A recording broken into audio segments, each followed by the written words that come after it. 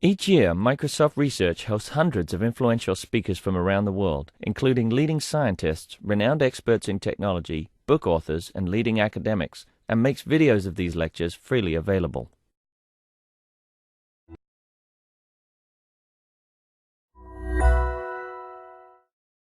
All right, everyone. So it's a pleasure to introduce Vijay Pedinti today. I think everyone here knows Vijay. Vijay was a STAR intern here working with Mike, and he's a STAR student at Johns Hopkins University, where recently he won the Best Paper Award at last year's Interspeech and turned in the winning system for the Aspire Challenge last year. So he's got this long record of super successes, and he's going to tell us today about some of the technology behind them. Good morning, everyone. At the Johns Hopkins University, I work with Dan Pove and Sanjeev Kudanpur, and most of this work was done in combination with them. So today I'm just going to talk about multi-rate neural networks, which I'll try to convince you are very good for very efficient acoustic modeling. And these become important in the current scenario where we have a lot of data and not enough time to model on this data. So before I start with the actual talk, I would like to motivate the research goals behind pursuing this current line of work. So I basically concentrate on what is called distortion stable sequence recognition problem. So for the sequence recognition part of this work, we basically use models which are capable of tackling long-term or long-span temporal dependencies in acoustic data, which would be any model like a LSTM or a BLSTM or any such model. And for the distortion stable part, we basically rely on training data to be very representative of the possible operating scenarios in which the model is going to be used. This essentially means that in most of the cases, we have an immense amount of training data, and we are faced with the challenge of reducing the training time and also the decode time, because if the models get really huge, it's going to be a really big problem in terms of latency during decode. So in order to reduce the training time, there are several different techniques. So one of them is to just use a distributed optimization algorithm. But it turns out that even with distributed optimization, if each of your instances can operate at a really fast speed, you do get significant speedups. And that's the part I'm going to concentrate on. And the models which are capable of fast training and for really low latency decoding are our main research focus. And I'll try to convince you during the course of this talk that multi-rate neural networks are a really good solution for these problems. So the outline of the talk is going to be like this. I'll be initially discussing the problem.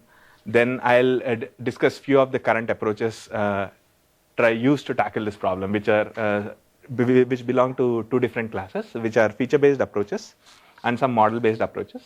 And then I'll actually introduce the multi-rate idea, and I'll show the application of this idea in both convolutional neural networks and recurrent architectures. But most of the results right now are just on the convolutional architecture part of it. So what exactly is the issue in sequence recognition? So there are a variety of reasons you have long span dependencies in input sequences like a sequence of speech vectors. And the reason for that is the inherent way in which speech is being generated, which is by an articulatory system which has physical constraints. So there cannot be rapid switches between different articulatory states. So you have the co-articulation effects where speech across a wide window is getting influenced by speech sounds from a different phoneme across several different time steps. And you also have reasons like reverberation, which are environmental reasons, where you have delayed versions and scaled versions of the speech signal, adding up to the actual speech signal being recorded at the microphone. And finally, you have various kinds of channel distortions, where the effects can actually be non-linear. And in some cases, adversarial cases like speech encryption, you actually have frequency scrambling techniques where these distortions can be quite severe. So in order to tackle all these problems, we need to design models which are going to remain stable to any of these distortions. So during the past 2 decades, there have been a variety of approaches towards this problem, and most of these approaches can be classified as feature-based approaches.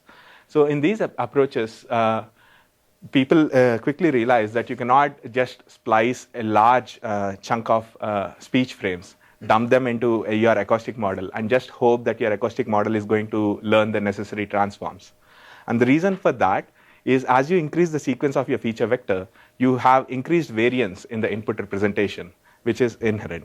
And in addition to that, because of additional nonlinear temporal warping that happens in speech, this variance increases further. So in order to learn transforms which are invariant to such highly variant input representations, you need a lot of data. And later on, I'll show you that irrespective of the amount of data, it's always going to be a problem. So initially, the approach towards this was to design representation functions which are going to guarantee some form of stability to a variety of temporal distortions. And this stability is usually defined as Lipschitz continuity of the feature transform. And some of the most widely used approaches which follow this particular line of thought are what are termed as multiscale feature representations. So in multiscale feature representations, you basically are analyzing features at several different resolutions. As soon as you have a low resolution feature stream, this low resolution feature stream is going to remain stable to local distortions in the input pattern. But the problem with this really low resolution feature streams is that it also discards a lot of information which would be very important for classification. So people try to solve this problem by building acoustic models which operate on different feature streams and trying to combine the judgments from these acoustic models using a variety of techniques. So for example, if you try, so these are two different, these two plots are generated by two different multi-resolution techniques. The first one is a simple Gabor filter based approach. So over here, if you look on the plot over here, so you have 3 different plots over here, and the first one is the really coarse feature, and you can imagine that any kind of temporal shift in the acoustic events over here or frequency shift is not going to influence that impact that representation to a great extent.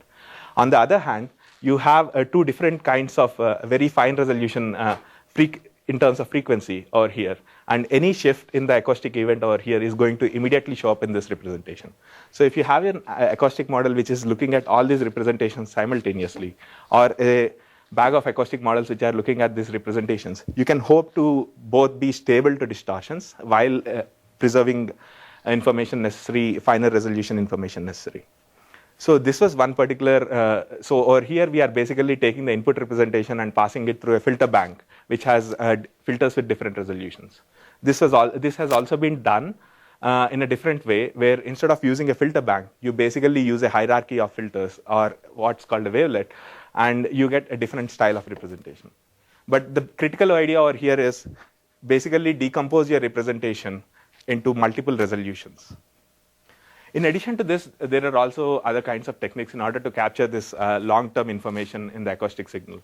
And one of the really important techniques which has been shown to be very influential for adaptation is what we call permutation invariant representations. So these are representations which do not preserve any information about the actual sequence of data, but they capture long-term stationary information in the speech signal, like say the speaker characteristics or the environmental characteristics. And this kind of information which is giving us long-term detail is very popularly used as I-vectors or mean noise estimates. But there is an alternate approach in order to tackle the same problem of long-term sequence modeling, and which is the model-based approach. So how exactly do model-based approaches deal with this problem? So the model-based approaches assume that you just have a sequence of short-term instantaneous representations, which is something you see in an MSCC feature vector sequence. And given that you have this sequence of short-term representations, you are trying to model the long-term temporal dynamics. And we already know that we cannot basically splice a long window and dump it into the DNN. So in order to tackle this problem, most of the effective models basically learn temporally local transforms. So each transform is always just looking at a finite chunk of feature sequence, but neural network as such is able to process information from a wider context. And there are two strategies to achieve this. So if you are using a convolutional architecture, you can basically do hierarchical filtering. So you can stack a series of convolutional layers, and each time you go deeper into the network, you see a wider context. But because this wider context has gone through a layer of filtering, its resolution has reduced to a certain extent because of pooling and other things. So you're basically, the network as a whole is looking at a wider context, but each transform is temporarily local or looking at a lower resolution representation.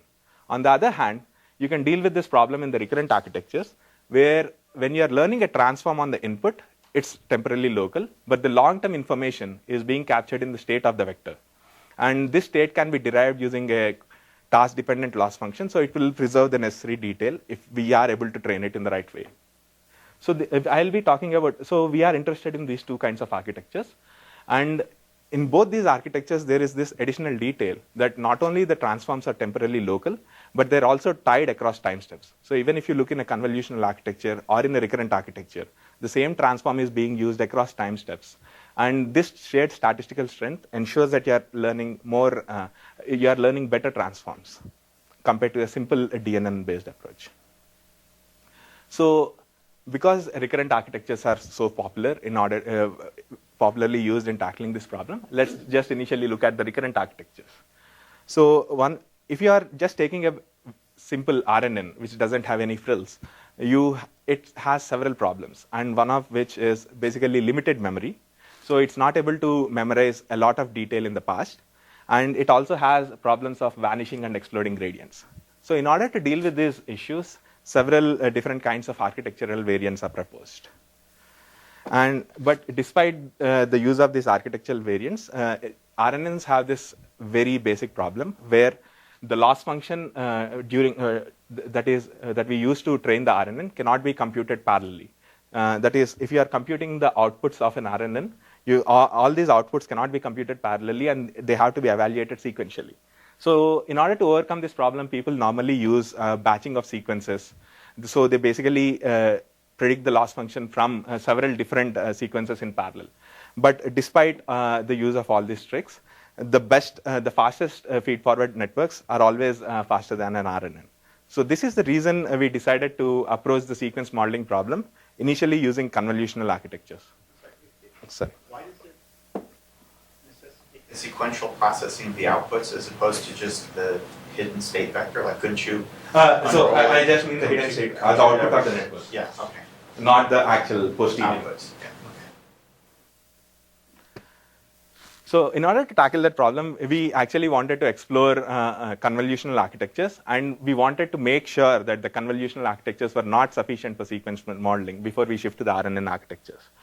So as I described before, convolutional architectures have a variety of advantages, where the main advantage over here is that if you have the hidden activations at different time steps at a particular layer, all these activations can be computed parallelly, which is going to give you a huge speed advantage during training. But the problem over here is if you want to increase the context of the network, you both have to compute more hops in your unrolled convolution, and at the same time, the network as a whole would have to process this wider context information. So there is going to be a linear increase in the number of parameters, and also a linear increase in the computational cost as soon as you come to convolutional architectures. So a very simple way to deal with this problem is basically use subsampling. So essentially, we are not computing all outputs at any given layer, but just few of them. So you can think of it like this. If you have a filter with a fixed context, and if you are not computing every output in the input at the input context of the filter, basically the input dimension of that particular transform reduces, and essentially reduces the number of parameters. And also, because you are not computing everything in the convolutional layer, you have a speed advantage. And this is nothing new, and people normally use this uniform subsampling strategy, where they hop their filter by a specified width, and it is popularly used in all the CNN architectures. But what we want to achieve is a subsampling which is far more severe than what you have from a uniform subsampling strategy. So there have been other explorations of non-uniform subsampling strategies, and these were previously done in hierarchical neural networks, where you have two independent neural networks cascaded, but both of them are trained independently. So, or here you have the advantage of actually decoding the output of a lower level neural network, looking at the individual frames and deciding which of them are important and which of these frames are not so important. So one of the strategies people used was basically run a first pass decode or the output of the lower level neural network and just select one frame per every context dependent state that you have. But in our case, the problem is that we have a normal DNN where every layer is decoded, trained jointly. So you cannot assume to have any understanding of importance ahead of time. So in order to come up with a non-uniform subsampling strategy in this particular case, we designed our problem like this. So given a desired context that we want to model, which is a TL represented by TL, TR over there, and the number of convolution layers that I want. So the number of convolution layers is the number of sequential operations that are going to happen in your network, which will limit your speed. Choose the filter context, that is the context of the transform at each individual layer, and the time steps at which these convolutions have to be performed. And because we had no idea of how these had to be done, we came up with a criteria, and the criteria was we want to ensure the propagation of all the information from the input sequence when we are trying to compute one single output. And we wanted to test out that if we design a network which satisfies this criteria, are we going to take a performance hit in terms of the convolution neural network performance. So there are several ways to find a path from the lower level sequence to the output sequence while ensuring that we have minimum activations. But we also have this other constraint, if you remember, that our convolution layers have to be always temporarily local or operate on a lower resolution information. So this gives us another constraint that as we go deeper into the network, we are going to increase the context of the network. So it turns out that if we just linearly increase the context of the network and basically just evaluate the outputs at the edges of the filter. So in this particular diagram, you can see that previously if you had a normal convolution network, you would have computed every output at each layer, and that would have meant so many computations, which are represented by every lines of all colors, including black. But if you are using the current subsampling strategy, you would just compute the colored lines, non-black lines, at each layer. And you can see the drastic reduction in terms of computation. So, yeah. I guess I have two questions. Well, let me start with the more interesting one. So do you think you could get an effect similar to dropout by having say two different window lengths at each level? So here, the orange nodes are taking two inputs, and every orange node has exactly two inputs. So there's a filter that takes two things. At that same level, do you think you could say, flip a coin, say I'll have a window that also takes 5 inputs instead of 2, 5. And when you get to a node that you've selected to compute its value for, at that point you flip a coin and you say, will I use the filter that takes 2 inputs or will I use the filter that takes 5 inputs? And you did that at every level. You'd essentially be training over multiple architectures. Do you think that would be analogous to dropout, or that it would increase the robustness in a similar way? It would definitely be analogous to dropout, where you have multiple filters in your CNN at that particular level. But it would essentially increase the computational cost. And Because you're either... you either have a 2-input filter or a 5-input filter. Actually, it wouldn't increase the computational cost because it would double the number of parameters, but at each node that you select to evaluate, you either use one filter or the other filter. If you have a wider filter, you would also, so in this particular case, when I want to compute the output at one particular frame, in a frame randomized training scenario, you are just evaluating, ahead of time that you just have to compute these outputs, and you would just be doing that. But if you had, let's say, a filter with 5 inputs over here, that would essentially mean that I would need a lot many more computations at each of the levels that is beneath it. If I were making that decision at a really low convolution layer, it wouldn't affect a lot of things. But because of the dependencies among the activations, it could lead to a...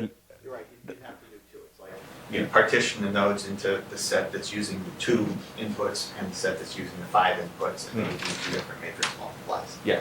And the other thing we want to ensure is basically we need to have an understanding of which architecture to use both during training and decoding. So what you say might be true, that if I randomly switch the activations that are used to update this filter, I might actually have a more robust transform. But during decode time, I need to make a decision on what to use. So that would be an additional problem I would have to solve. I'm not saying it's not possible, but go ahead.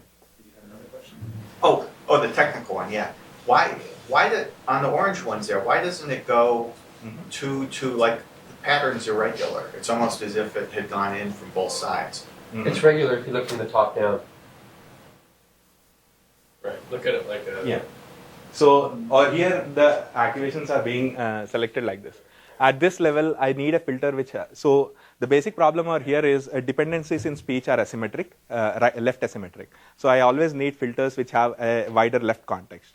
And this essentially means because of this asymmetry, there can be some non-uniformly placed samples.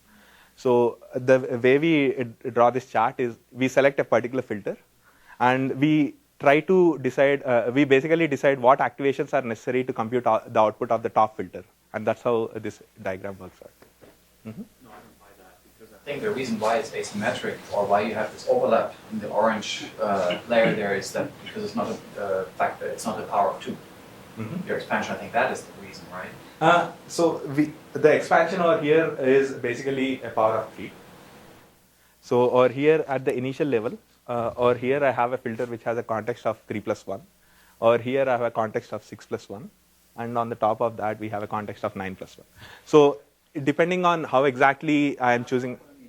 Yellow circles there are 7, and if it were 8, then you would have a perfect binary tree here, right?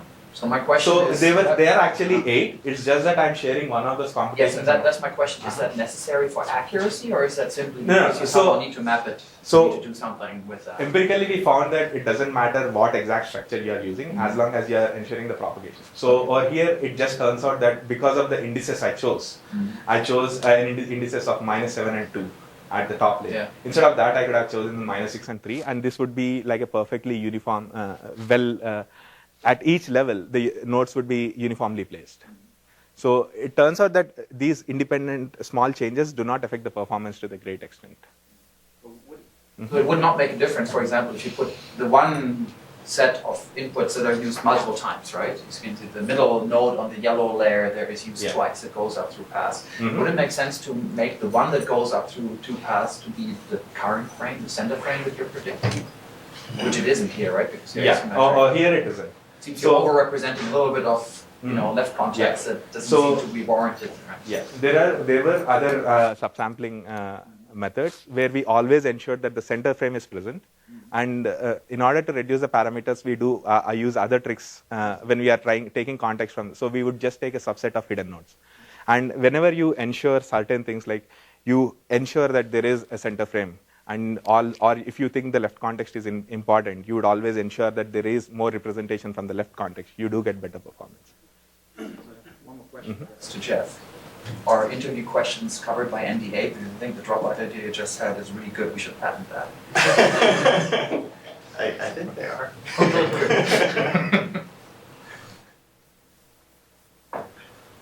So the big advantage, so these are the actual computations that you would do in this convolutional neural network. So by the way, another thing I want to make clear is, over here, because we want to actually compare convolutional architectures and recurrent architectures, we are not talking about convolution along frequency, but just along time. So we actually have affine transforms which are operating on the entire feature vector at a given instant, but they are just, these affine transforms are being shared across time steps.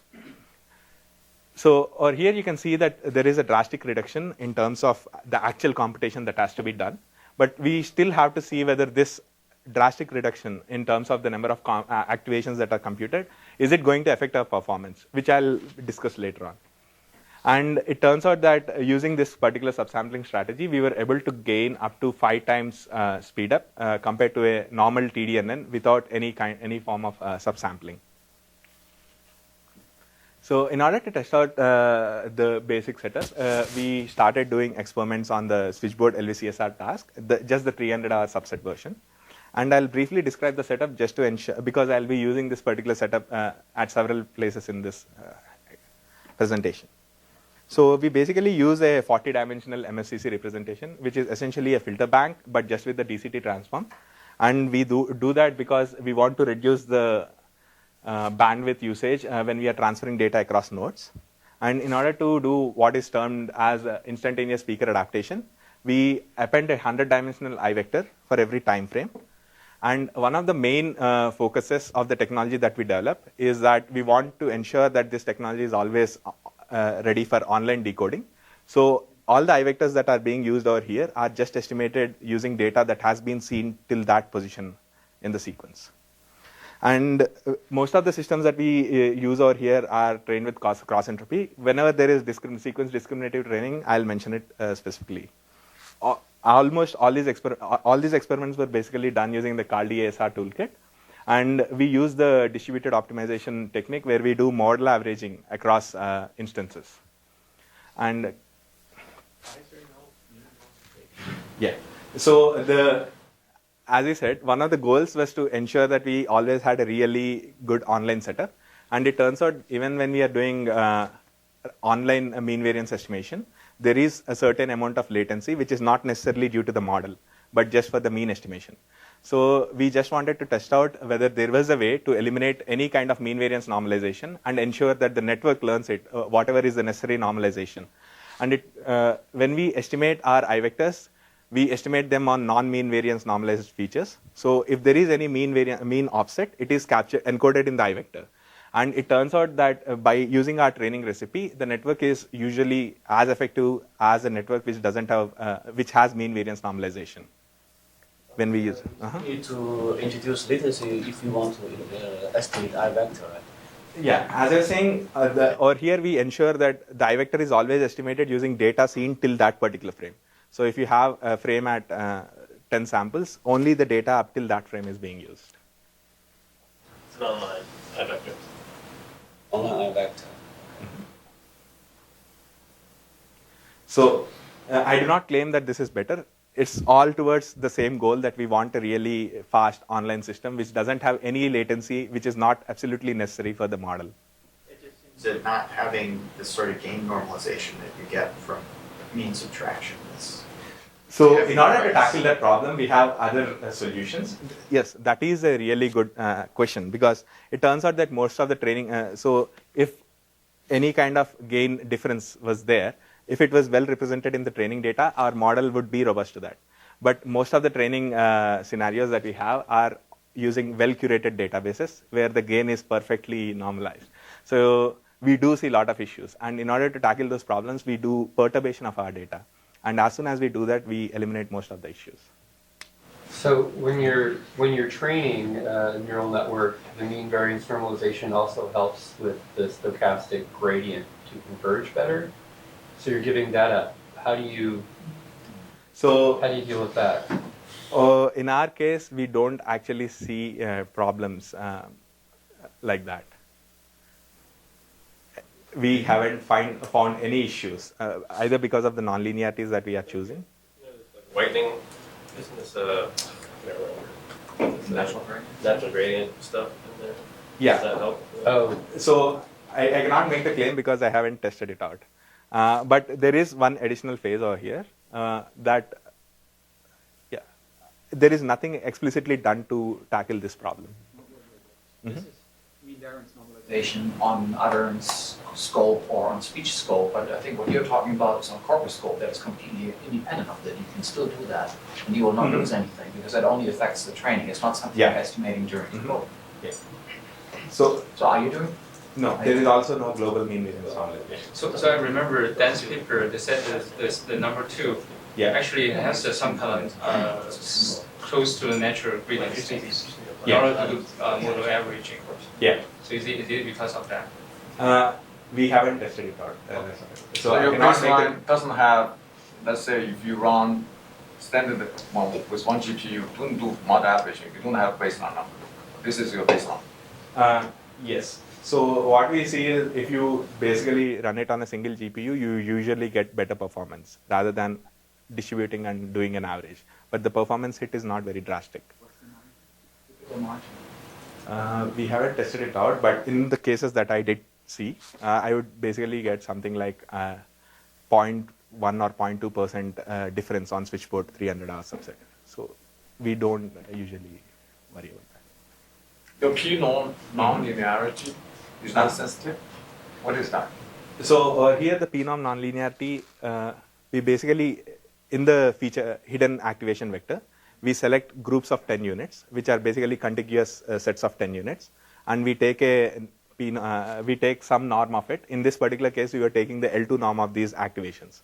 So these groups do not assume any kind of location, spatial locality or temporal locality. We basically select some set of 10 units in the hidden activation vector and perform the norm. And this was basically seen as a generalization to the Maxwell nonlinearity that's normally used.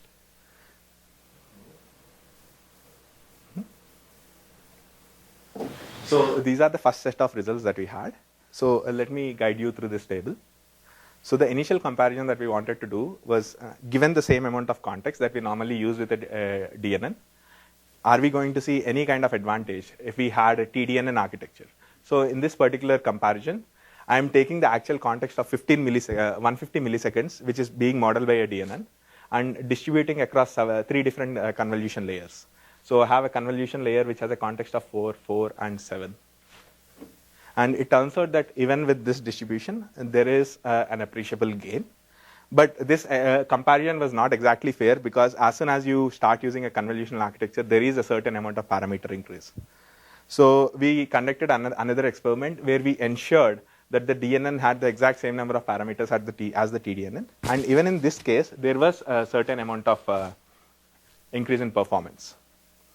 And after this, we basically, the main goal of this set of experiments was to actually see whether we can model longer sequences using the TDNN. And because in order to test that out, we started modeling wider and wider network contexts. And it turns out that using the TDNN, we were able to model contexts up to 230 milliseconds in this particular closed talk telephone speech case. And when later on in our experiments, we identified that this also depends on other hyperparameters of the network, like the nonlinearity, but the interactions are not clearly understood. So I'm not bringing that into the comparison. So using the TDNN, we were actually able to model context up to 230 milliseconds.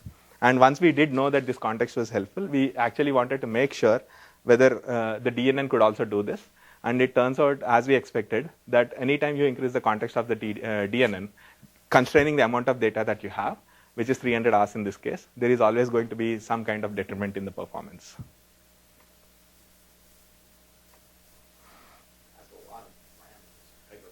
1, 2, 3, 4, 5, 6, 7, 8. So each of which could have like 3 or 4 values. Yeah, and across all these values, we really don't see a variance in our performance.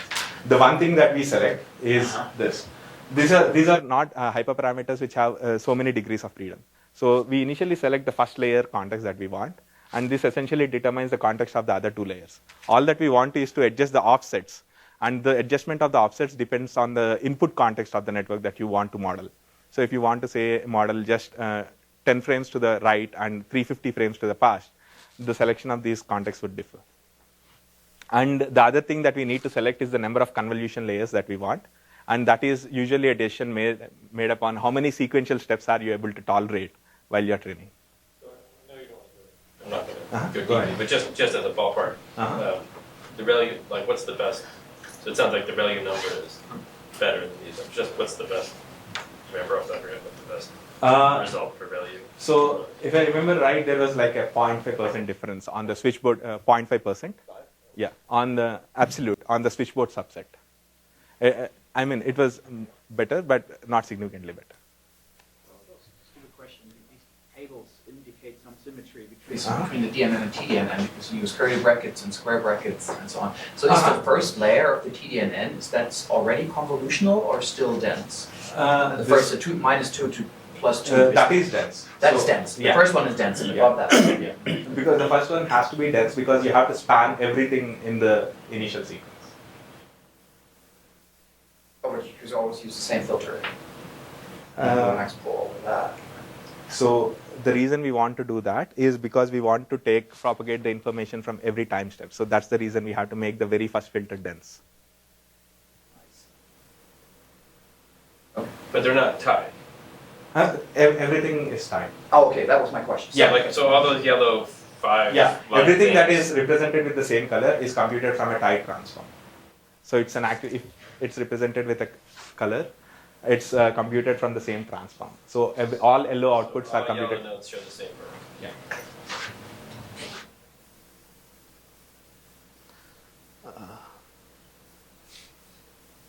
Sorry.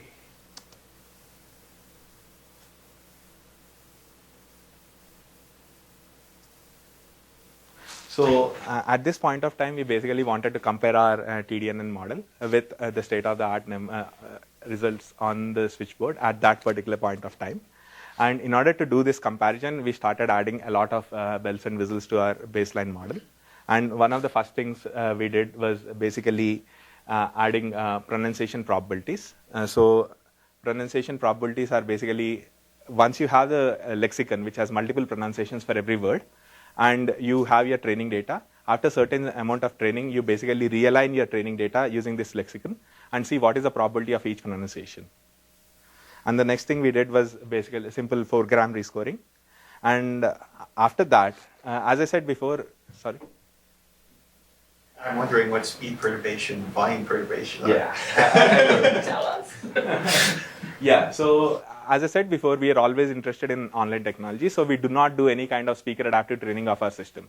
And this essentially means that we usually take a hit in terms of performance.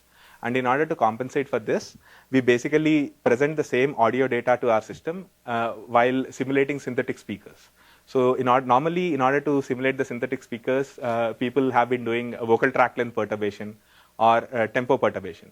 But it turns out that both of these can be done using a simple signal processing operation, which is basically compressing or expanding your signal. Whenever you do compression, you are perturbing both the tempo.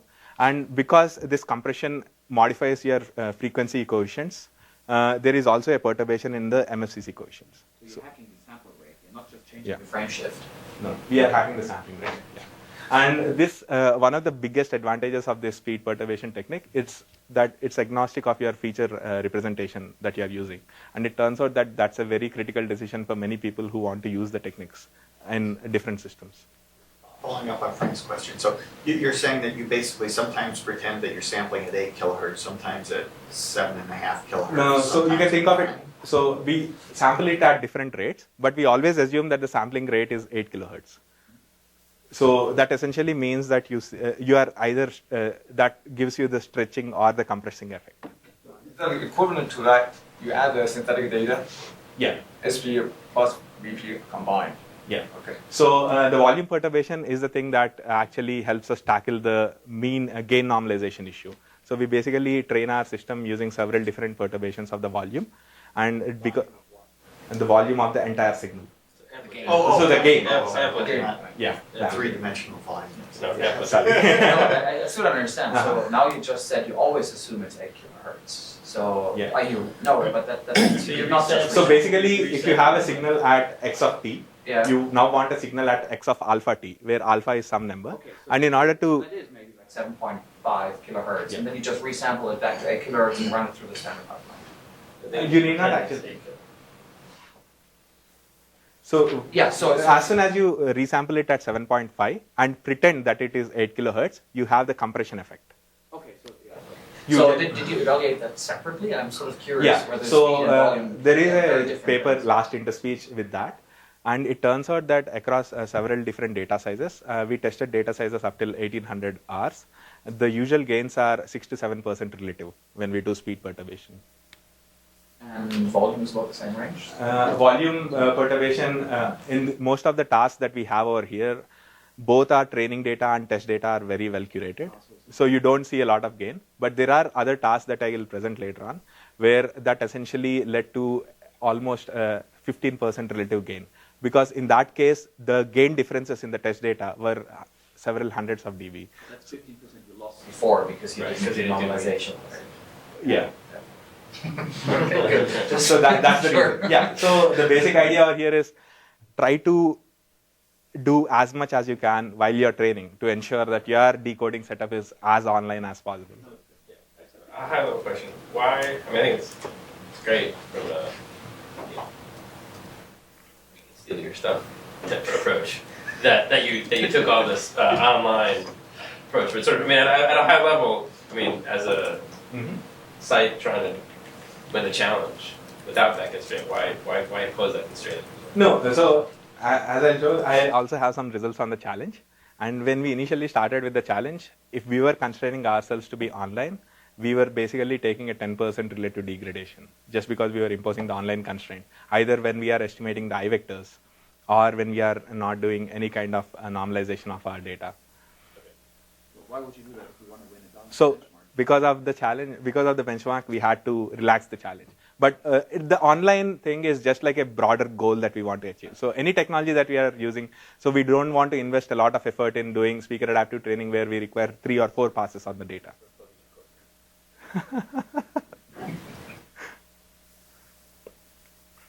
So then we added what we call silence probabilities. So usually when we have the silence occurring between, the probability of silence occurring between 2 words is assumed to be uniform in a normal lexicon.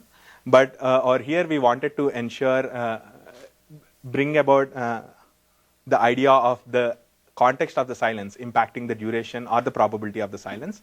And it turns out that though the gains because of this silence probability estimation are not very high in this particular case, when we go to robust speech recognition tasks, we get significant gains because of that particular thing.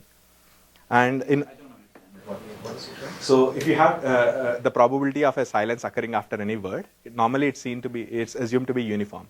But over here we are varying the probability of this silence depending on the previous and the next word. Word. So it's like a language model, sort of. Yeah. How do you train that? So basically this was work done by one of my colleagues, Gogo Chen. So over here, if we actually are introducing all these additional arcs in order to model all these different silence probabilities, you have a V-square increase in the number of arcs depending on the vocabulary. So he basically partitioned this probability into 2 different parts where you try to see what is the impact just because of the previous word and multiply it with the impact on the next word. And it's basically modeled as an independent probability, and there are several tricks over there in order to ensure that it's actually easy to implement.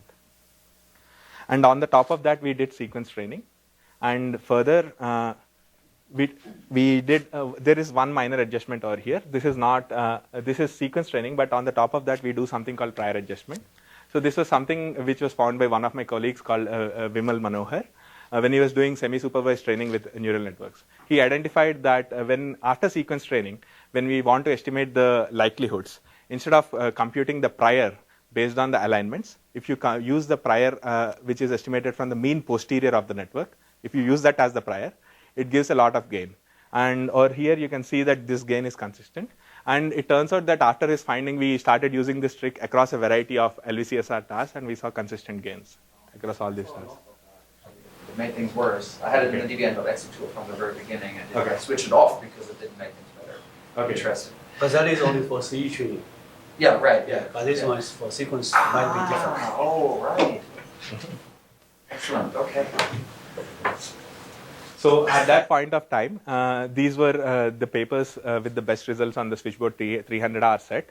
And we do see that we are definitely able to perform better than the unfolded RNN implementation by George Saon.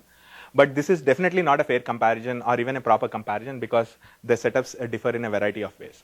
So later on, I'll give a comparison between the TDNNs and the LSTMs, which share a lot of same things.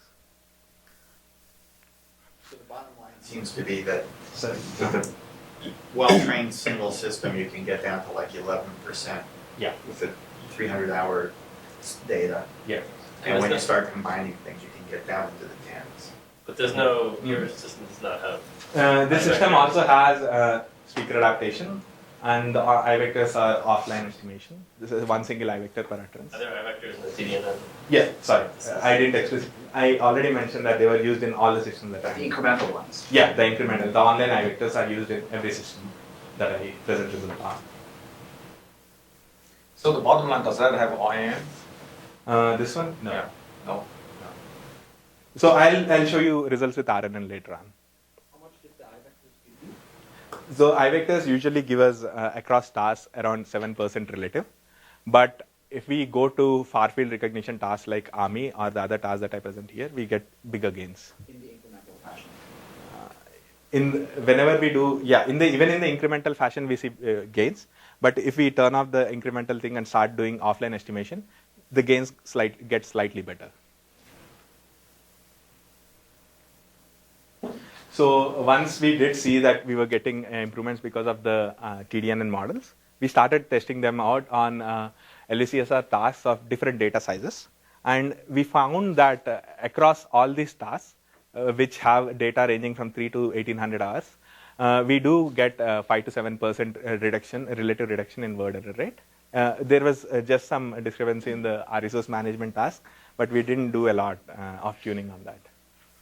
So these gains were consistent, and because of this, we started using the TDNNs as the standard DNN recipe in the CALDI toolkit. So now the comparison between the TDNNs and the RNNs. So after that paper was published, we actually wanted to compare locally what were the best RNN numbers that we could get. And it turns out that despite the claims of having the best TDNNs being able to tackle long-term sequence dependencies, they were still performing worse than an LSTM. So over here I have numbers on a switchboard task, which is the telephone speech task, and the ARMY single distant microphone task. And in both these cases, you can see that there is a degradation because of switching from a RNN to a simple convolutional architecture. And so that is one of the efforts we are doing right now. So over here, you can see that the best numbers that we have over here are because of a bidirectional LSTM. And this brings inherently a lot of latency into the model. Even if you do chunk-based training, there is a lot of computational overhead because you would have to compute the right state of the model. So right now we are looking at efforts. I'm making an effort where the right context is being modeled using the left context is being modeled with an LSTM, and the right side context is being modeled with a TDNN. And I'm trying to. Okay, so. So the right side context is being modeled with the TDNN. So the essential idea is if you want 20 frames of context to the right, rather than directly dumping it into the previous model. So right now the trick people use in order to model right context with LSTMs is basically predict a label with a delay. So you would go update the state of your LSTMs for 5 more time steps before you predict output. So right now we are trying to combine these two things and achieve the performance of the BLSTMs. Another way, which is, in the workshop actually we already have the results, which is go back from the right context, using the recurrent network, go back to the central place you want to predict. That can also model the right-hand side context with limited latency. Yeah, so that's the chunk-based, so that is similar to the chunk-based training, if I understand right. Slightly similar. Yeah. Not exactly the same, but yeah. So that's the reason. So over here, if you actually use TDNNs, most of the activations that you compute for your right context could also be reused. So in that particular case, you would have to redo this propagation step every time you do a shift. No. So the left-hand side context is completely modeled with normal unidirectional LSTM. So you carry over all the history information. You don't do truncation. Only the right-hand side is doing truncation. Okay. So if you want to do it for a new chunk, you would again redo the. Only the right-hand side. Okay. Yeah. Left-hand side you don't do anything. Is there a analogy to be in LSTM to sort of? So you were able to, in your model, you basically reduced a lot of the interframe correlations from your model. You basically have these big skips. So you can imagine an analogy, and LSTM would be we do, not every sample. So these LSTMs actually do that. So in these LSTMs, we do not just do a recurrence to step of -1. So the lowest LSTM has a recurrence of, let's say, a step of -3. The LSTM on the top of that has a step of -6. And the one on the top of that has a step of -9. So if you unfold this model, you can see that we are not taking the states from all the lower layer outputs. It actually improves over the performance. So this is the LSTM which has that. So that's a separate thing. You're marketing yourself. Just show the vanilla LSTM. Yeah, where is the vanilla? Is it So similar to the deviation is minor. Oh, I see. It's not substantially different. But So- the main reason you would do that is because you would get speed gains when you are doing sequence level objective training like CTC. What code did you use to implement the LSTM or the LSTM? So those are Kaldi code. That's the reason these are like later results which were done after the paper. So question So- about the TDNN results. So you said earlier on that by doing the subsampling trick, you don't lose anything. Is this confirmed on Switchboard, or did you evaluate that on other program? So I didn't make the claim that I don't lose anything. I still have to verify that, and I have experiments which do verify that. Here is where you would be, where this 12.1 number would be if you didn't do the subsampling. Yeah, 'Cause I'm surprised I at actually the have gap. I that think the slide. gap's bigger than I would expect here. Yes. And you don't have the number. In the later slide, because that's still preliminary work. Yeah. I don't want to make the really strong claim Okay. using that result. By the way, so what's the reason you think LSTM still performs better than TDNN, even if you can look at larger context level? So with the TDNN, there is this additional hyperparameter which we have to adjust, which is the amount of left context that we need. And this is usually done empirically, and as I discussed before, there are a lot of interactions in the model. When we switch the nonlinearity from a p-norm to a ReLU, it turns out that we could actually model a wider context.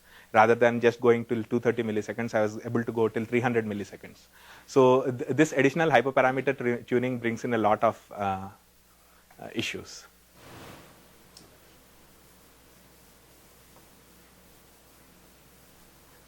So assuming that we still have a really, because we still had a really fast TDNN. So in this particular case, I would like to make a comparison of speed between the TDNN and the LSTM. So here the TDNN is 3 times as fast as the LSTM. So because we had this really fast model, which was still able to tackle context of greater length. Sorry, go ahead. Sorry. What about the LSTM that is 3 times faster, for example, that has 3 times less model parameters or whatever it maps to? So over here, all these models have similar number of parameters. So there is not much difference in terms of the number of actual multiplies that are being done. We are just doing them parallelly or sequentially. That's the major difference. I'm so curious how an LSTM will perform that is as fast as the TDNN. I always vary about these Yeah. comparisons about Okay. parameters equals. Yeah, I'll test that. The last time I gave this talk over here, Jeff made some suggestions, and that did lead to some improvements. So I'll definitely test that out. So given that we had this subsample TDNN model, which was operating very fast and at the same time doing a lot of, which was able to train on a lot of data, we wanted to test this out in the far field recognition task, which is known to have a lot of sequential dependencies in the data. And why exactly is the far field recognition task so bad in terms of dependencies? It's usually because of the late reverberations. So late reverberations are reflections of the actual signal, which happen after 100 milliseconds. And usually the late reverberations are non-stationary. So noise robustness techniques which assume a lot about the stationarity, or which do not assume varying sources which are moving, are very difficult to apply when we have reverberated signals. And the other problem is late reverberations is they are the actual speech signal which is being added to the speech signal. So you can assume that they are very correlated with speech. But in most of the normal techniques, people assume that these are not correlated because there is sufficiently long delay between the actual signal and the reflection. But that's still an assumption.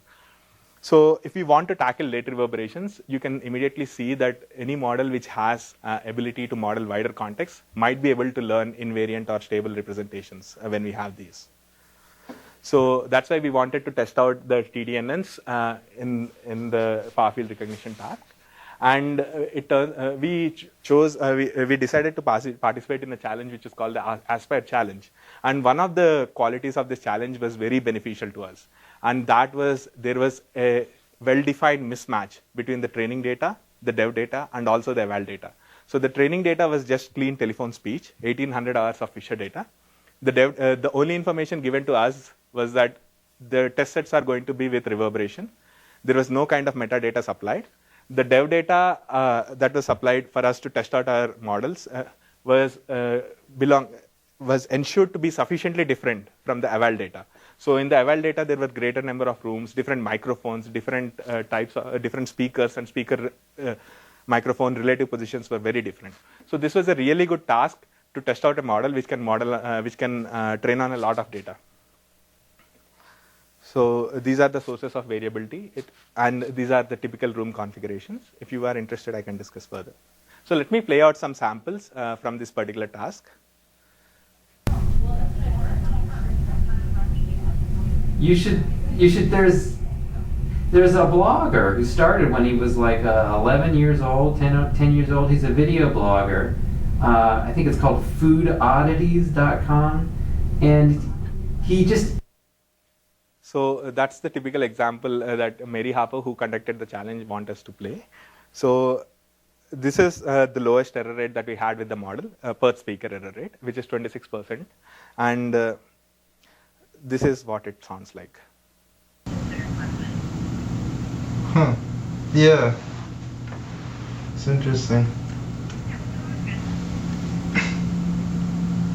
I actually just recently found out that like some of those weaves are actually real hair. Like I didn't even know. So you can see that the data is very easy for humans, but very difficult. Yeah. Yeah. So it's easy for humans, and we had a 26% error rate with our ASR system. Now the third one, it's still very easy for humans, but we started getting higher error rate. Hi. How's it going? I'm good, I'm Dave. Yeah, we've talked before actually. Yeah, I don't.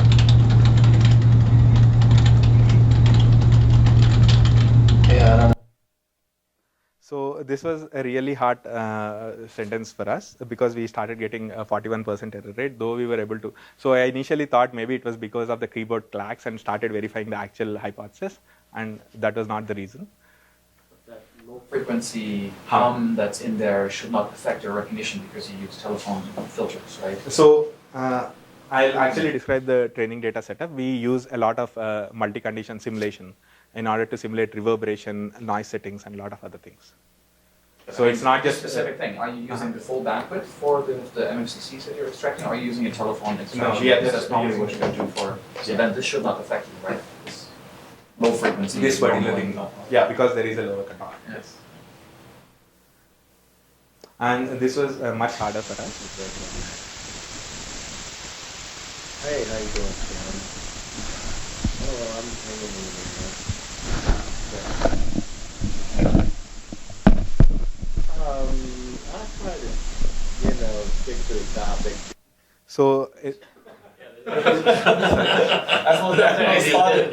actually speech there. Yeah, there is speech in there. And the basic problem out there is if we were applying gain normalization techniques, they would have actually distorted the signal a lot more because there was a close noise source, which was the actual microphone moving, and there was the speaker in the background.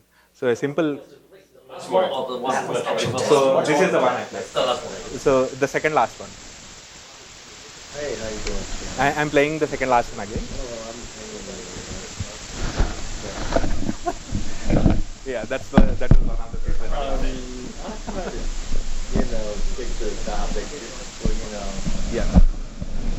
No, if you have a really good headphone and listen to it very carefully, you start. So it turns out that we had to amplify the signal several times before we actually heard it. Exactly, the 40% accuracy for this? No, it was 60% error rate. Error, I know. Yes. That's human. Human can do that well at all. Yeah. So this was one of the things which was very tough for us. Our ASR never generated any output for this signal. Sorry? So this is synthesized data, right? Sorry? No, this is the actual data. This is data. These are samples from the dev data that they gave us. This is real data, not synthesized. The dev set is real data. Yeah, the dev set. So how the human can transcribe those? So over here, for that, if you were doing a really good gain control, you can actually start listening to the humans. So how much is this kind of data are in the training set? So the training set has absolutely no data. There's no- because training data is just telephone speech. Just really? So we have to do a lot of simulation of So these you have things. to add in the the noise to Yeah. simulate it. But this is just doesn't make a lot of sense. If people have all kind of recognize, why do you actually make your life harder? Just for the fun? Yeah. So these were the samples. So this was the challenge. Throw away the data. This is just, normal people cannot transcribe anything. This is also just telling them where and where they shouldn't put their listening devices. So if you think that is worse, you should probably listen to this.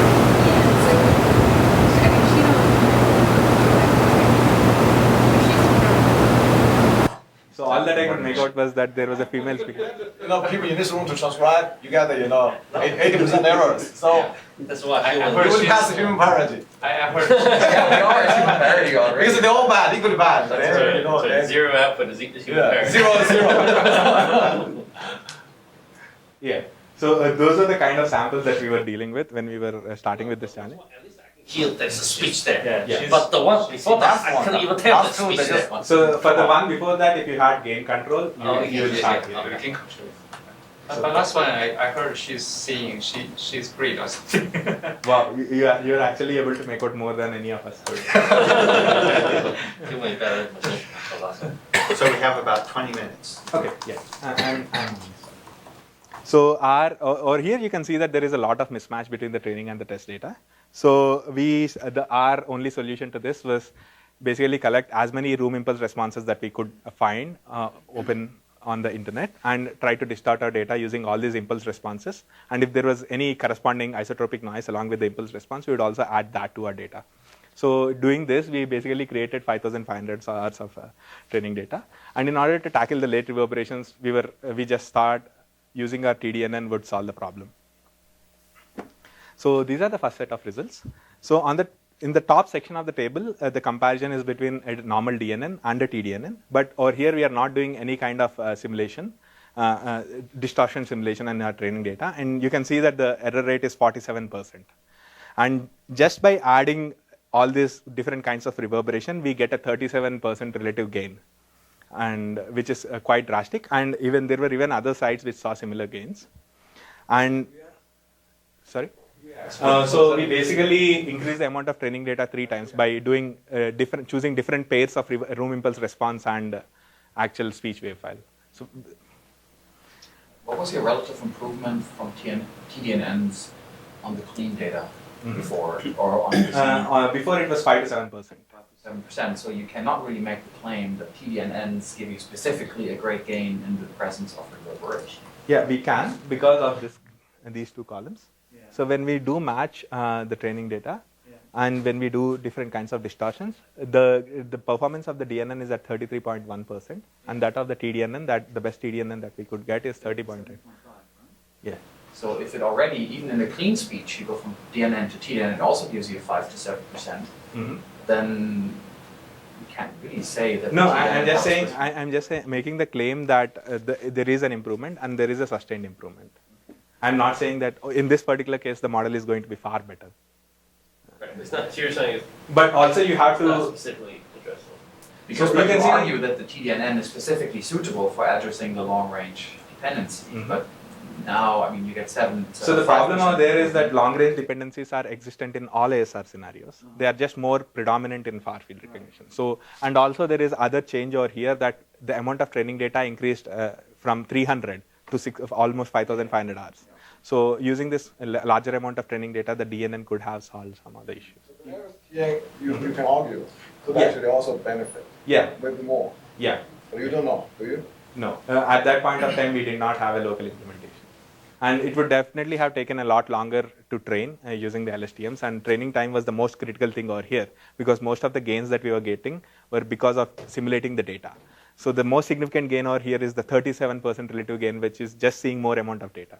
So if you, instead of doing 3x, you're doing 30x. Yeah. Have you tried that? Not yet. So this was the maximum. So after doing this experiment, most of the people in my lab started hating me because I was taking all their GPUs.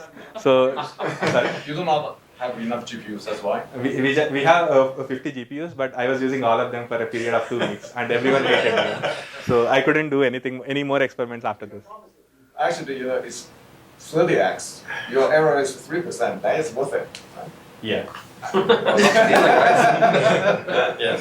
Hey, so how many GPUs did you use in one training run? So in this training run, we use 32. In one run? So you do model averaging over 32? Yes. Oh, okay. We had to do that because we needed that, and even with that, it took us 3 days to train. So That's and not bad. you're still confident that the loss is only 0.1, 0.2%? No, I'll show you. Okay. So, yeah, we do not make. I did not make those comparisons across every task. It was just on very specific tasks that I did see modifying how the number of jobs affected the results, and it was always in that range. Even if you go back the large number of GPUs. I cannot answer that question because I never attempted a it. comparison. Yeah. So one other interesting thing we saw was when we were using TDNNs in far-field recognition, basically longer and longer context helped. And when we go to very specific tasks like Army, we saw that we were even able to model context up till 500 milliseconds using TDNNs. So let's take a look over here at various things that we did. So this was our system that we submitted to the challenge. And after the challenge, we started adding other things like RNN-LNs, and we were still able to improve on the results. But this is the result that we were comparing with the other sites. So in all the sites, you can see that the results on the dev tests are similar. But when we look at the result on the eval set, which is the actual comparison being done, you can see that there is a drastic increase, almost 57% relative. When we and that is just because of the greater variance in terms of the eval test set that we had. So this shows us that mismatch of data is still a problem, despite us having a free rein on what we could add to our training data. There was still a lot of unseen data that we could not deal with. Even with the dev set over here, we were getting good error rates, but we did not even select the room impulse responses based on the dev set data. We did not use any metadata information when we were doing our room impulse response selection. So I'll just briefly discuss some of the ongoing work. So let's come back to the same slide, which is a comparison between LSTMs and TDNNs. So to answer your question, so when we have TDNNs and when we are going to use them with sequence level objective functions, where we are going to compute several outputs simultaneously, you can see that we are actually going to use compute several intermediate activations. Though not for the current output, you would anyway be computing for them for the next output. So it's not actually necessary to increase the subsampling rate at such a exponentially decreasing scale. So over here, you can see that in order to compute the first gray output, you are computing the time step over here. And in order to compute the orange one, we are anyway going to shift, right? So if we are going to do this, the cost of computing the intermediate outputs can be basically distributed over the entire chunk on which we are doing sequence training. However, if we actually want to use all these outputs, we still have the linear increase in the number of parameters. That still remains a problem. So in order to solve this problem, we decided to explore pooling options.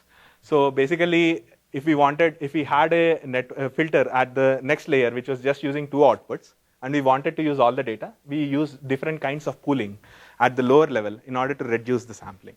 So we tested 3 different kinds of pooling, which is basically using a 1D convolution, which is either fixed to be a smoothing filter, or a filter which is learned, but which is common across all the feature indices. So we basically have a 1-dimension convolution filter, which is shifted across feature indices, or basically using a different filter for each feature index. So these are the results. So these were the results with the original cross entropy objective. There was a difference between subsample TDNN and the LSTM. And this is the same subsample TDNN, which has this exponentially decreasing sampling rate as we go deeper. But if we increase the sampling rate and ensure that the subsampling rate is same at all levels, so if we just fix it to be 3, we do see a slight gain. And when we remove the subsampling completely and use all the frames, but decrease the parameters using pooling, and when we use per-dimensional filters, we do see significant gains. So to answer your question, there is a detriment because we're doing subsampling. But if we wanted to do the same thing in normal frame-based, frame randomized training, there would have been an increase in training time by almost 5 to 10 times, depending on how. The LSTM only gained 3% less than 3% relative from sequence training. Yeah. So as I said, these are very preliminary results which are just from last week. I see. And so Dan did some debugging, and he did find out that there were very specific issues in using the sequence level objective with the LSTMs. And right now we are trying to rectify that. And we do hope that the LSTMs would give us slightly more benefit. But the main thing that I wanted to highlight over here is that removing the subsampling actually helps. And there is a slight gain between the original TDNN that we had and a TDNN which is making use of information at all the inputs. And this comes to us without any additional cost because we are using a sequence level objective and we can share the computation across the entire chunk. So assuming that we do finally, sorry? The last one that at decode time is still run as a non-subsample model? Yeah, even at decode time you always have chunks, right? So it's always a non-subsample model. So even before at decode time we did not gain a lot because of the TDNNs because you always have chunks. So assuming that we are able to improve the performance of the LSTMs, there would still be a gap in performance between the TDNN and an RNN model. So we started looking at ways of actually taking an RNN model and trying to improve its performance to the level of normal LSTM while ensuring that it had all the multi-rate nice properties that we want, which is really low training time. And it turns out that one such RNN already exists, which is basically called the Clockwork RNN. In the Clockwork RNN, let me briefly describe what it does. So rather than just having a simple recurrent unit, set of recurrent units, you partition the recurrent units into individual groups where each group is running at a different clock rate. So some of the recurrent units are just being updated once every 2 time steps, while some are being updated once every 4 or once every 8 time steps. And one other peculiarity about this architecture is that there are always connections only from the slow units to the faster units. So here I have a set of units which are operating at R by 4 Hertz, and these just have connections to R by 2 and R by 1. There are no connections from the faster units to the slower units. So what does this actually mean? So this is a typical recurrent computation that you have. Over here, each block corresponds to one partition of the matrix, and each color corresponds to a particular sampling rate. So if you have a normal recurrent equation, you would have a full matrix over here. And instead of the full matrix, you are partitioning the matrix. Over here, white means there are no parameters. There are no parameters because there are just connections from the faster units to the slower units. So if you are computing the fastest rate output, you are using all the partitions from the slow rate outputs. But if you are computing a slow rate output, you do not want to use any parameters. So this essentially reduces the number of parameters by half, which is a good gain. And on the top of that, only this particular block is computed every time step. This particular column is computed every 2 time steps, and so on. So there is a really great reduction in the amount of computation that is going on, and also in the number of parameters. But these are not the main things that make this model very attractive. The biggest gain because of this model is that it improves the memory of the network. And that happens because the model is basically looking at input data at different temporal scales, and it has several different paths into the past, each with different delays. So this essentially Kotnik et al. Show that this model is very competitive and in some tasks is able to match or even exceed the performance of the LSTMs. So because it was so attractive, what they study. These are toy problems, and the only speech problem they had was word level classification. So we tested out the performance of this model on the speech task, and it was very bad. It was far. So did this ever outperform anything? I'll show you. Okay. I'll discuss some preliminary results. So on this acoustic modeling task, the performance was very bad. It was far worse than the normal DNN. And so we started making modifications. So one of the first things we did was there was subsampling happening in the network. So what is something every signal processing engineer would do? Have an anti-aliasing filter to ensure that there is a smoothing of information and ensure that information from all the time steps is used in the filter. The second thing we did was we removed the tan hyperbolic activations that were being used in the Clockwork RNN, and based on the experiments by Kwok Lee last summer, we started using rectified linear units and the diagonal initialization that they suggested. So as soon as we started using anti-aliasing filters, we saw a good gain. When we used rectified linear units, that was the major gain. And the diagonal initialization gives us a slightly larger gain, but which is not very consistent. And in order to reduce the output dimension, we just started using the fastest units, because in acoustic models, you are evaluating the output at every time step. We thought that only the fastest outputs would be sufficient. So all these gave us really good gains. And finally, we were able to substantially improve over the original Clockwork RNN. But the results were still just as good as TDNNs. I'm not presenting the results right now because the experimentation is not extensive, and I do not think I can make strong claims. So right now we are still looking at ways to improve the performance of the Clockwork RNNs. And one of that would be to just simply use the Clockwork RNN idea in any model that is already performing very well, which is using it as to control different gates in an LSTM. So the only thing over here is that whenever you have a recurrent matrix, you can partition the recurrent matrix. And there are a lot of models where you have recurrent matrices. Is it possible, because actually the read is fixed, you have full read and then half and quarter and something.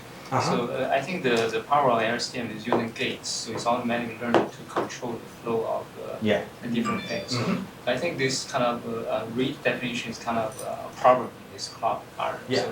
But you can see that it's not essential to always have a fixed set of rates. You could actually choose to evaluate these partitions at any rate that you want. Why don't people do RNNs where the history state that you feed back comes from a CNN with max pooling?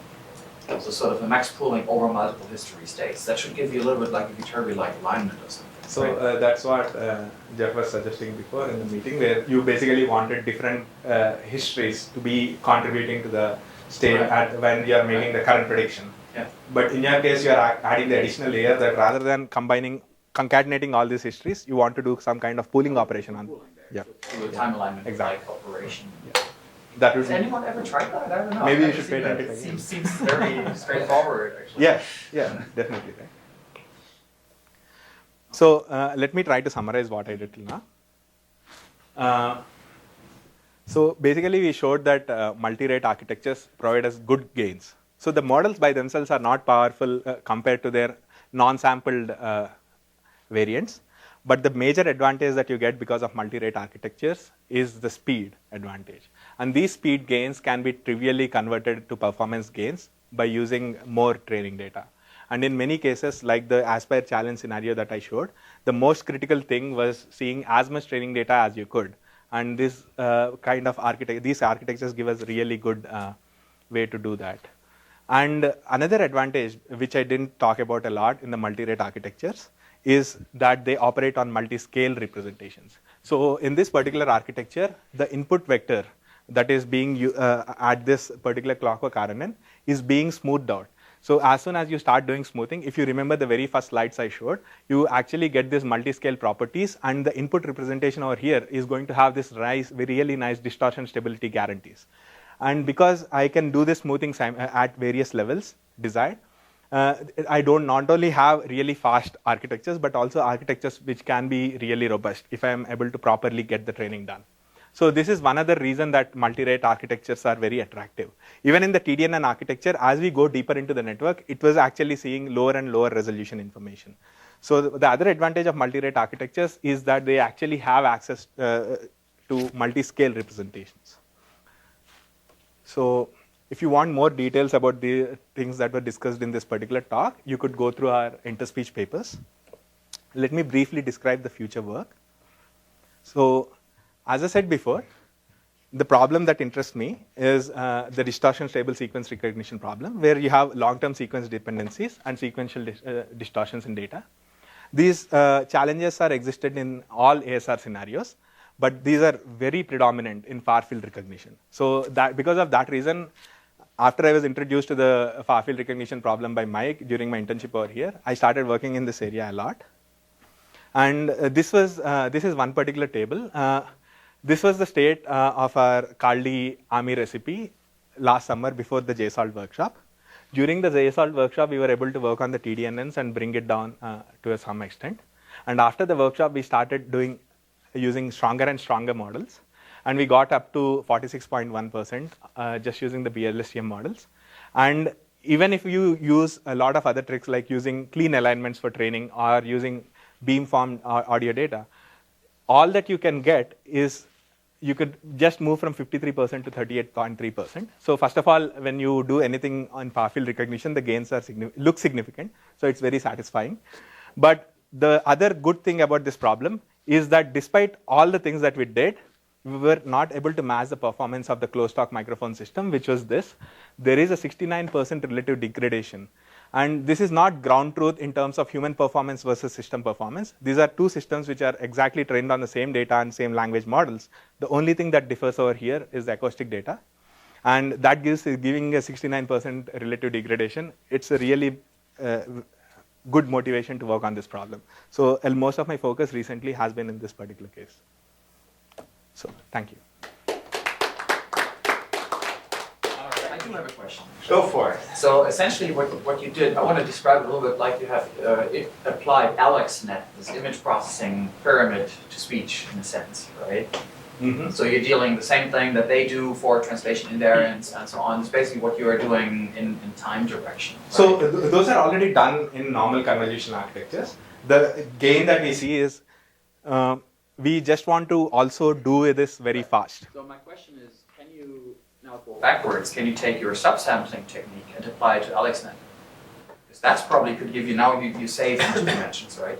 Mm-hmm. So you could give you like a square gain. Yeah. Yeah. But the performance-wise is worse. You can already show that.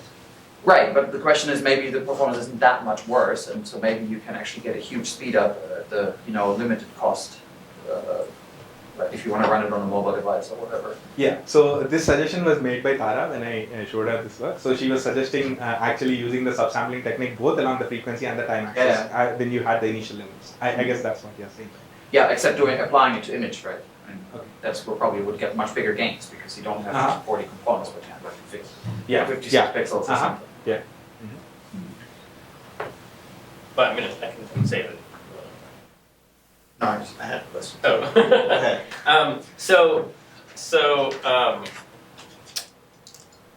So you started out with this motivation of, so I guess there's 2 approaches of to tackle far field. One is sort of to try to address models that specifically address the distortions present in far field. Mm-hmm. And that sort of seems to be your motivation sort of carefully this time.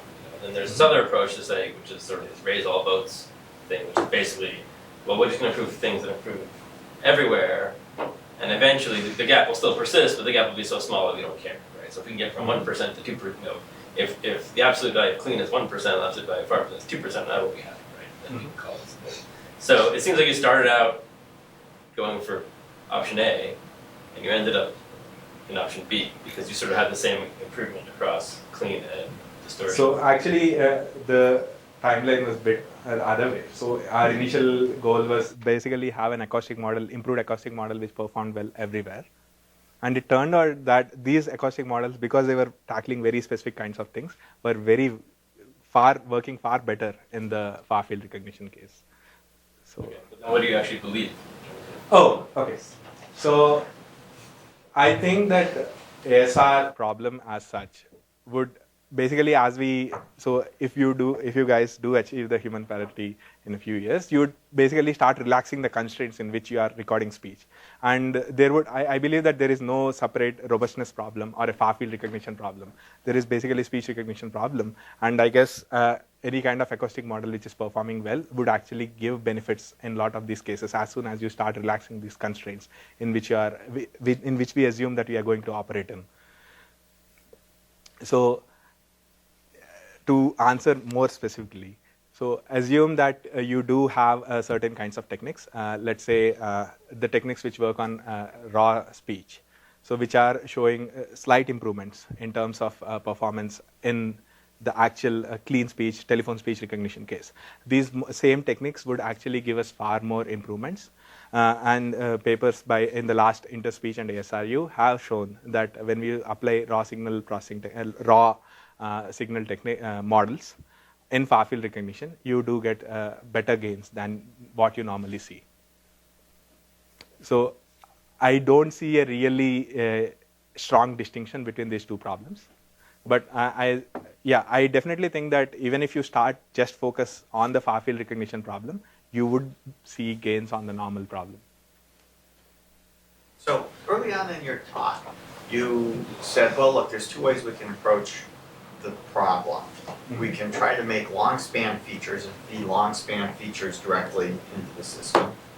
Or we can have a model that somehow learns to characterize the distant past in the operation of the model and keep it in some hidden state and basically learn how to characterize the past. So do you have a sense now of which one is better? Like how would the modulation features do if you applied it to the same? Let me slightly rephrase the question. So it would be, assume that we had the same architecture. Yeah. So recently there were a set of features called scatter features proposed. So computationally these are a convolution neural network, and the only difference is over here you are computing using fixed filters. So over here the filters are designed for you to achieve all these distortion stability guarantees that I was talking about. So you would have all these things, and on the top of that you would use whatever acoustic model you wanted. And the other way would be to basically make this a learnable model and basically tune everything. So there was a recent publication in December 2015 where people showed that in order to prove that your model has a particular guarantee, it's not necessary to restrict them to be learned design filters. So if you have a design filter, you have a lot of good understanding about what the filters are. You know that it's a wavelet which has this dilating Gaussian as you go to the larger bandwidths. But they showed that in order to make proofs about distortion stability or all these guarantees, it was not necessary to have this design. It was also possible with learned filters. And all that you wanted over there were these very specific characteristics in terms of the model design, which was temporally local or frequency local transforms in their case, or the convolution operation as such. Are the ones any better because it's a lot faster to just compute some features? So there has been a lot of effort in trying to learn this transform from raw signals, right? And over the past 2 to 3 years, it's only in the last interspiece that they were actually showing that the learned filters that they had were performing slightly better than MFCCs. But even over there was no guarantee that these filters were going to perform as well if there was a slight deviation in the training condition, a mismatch.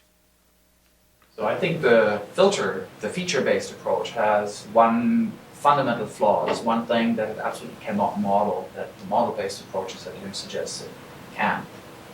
You know what I mean? Otherwise we'll talk about it later. The task-specific thing, the task-specific objectives that they can do. No. One specific limitation that any fixed width filter or something is not able to model that you model very well. People do acknowledge that fact. They do understand that in feature-based approaches, there is no prior understanding of what is very good for the particular task. They usually solve that problem by using several different kinds of features. So even if you are doing multi-scale approach, you would just not use a single filter bank in order to generate your multi-scale representations. Okay, I think we're about out of time. Let's thank Jay again. Great talk.